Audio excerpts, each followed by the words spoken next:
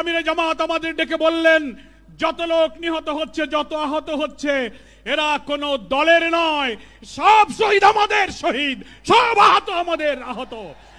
আপনারা বাড়িতে বাড়িতে যান।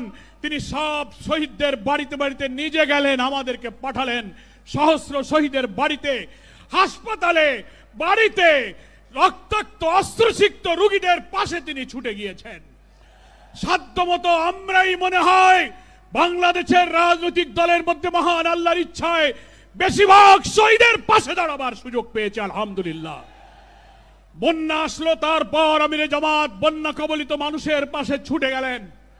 পূজা আসলো, হিন্দু ধর্মাবলম্বী, খ্রিস্টান, সব ধর্মের নিরাপত্তার জন্য তিনি নির্দেশ দিলেন, তাদের পাশে দাঁড়িয়ে যান। জামাত শিবিরের কর্মীরা তাদের ধর্মীয় প্রতিষ্ঠানগুলো পাহারা দিতে শুরু করেছে।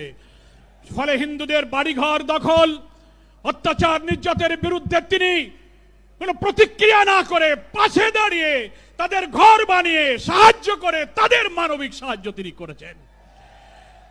আমার প্রিয় নেতা হচ্ছে জাতীয় মানবিক নেতা। তিনিই বাংলাদেশে মানবিক সমৃদ্ধ বাংলাদেশের জন্য একটি জাতীয় ঐক্যের ডাক দিয়েছেন।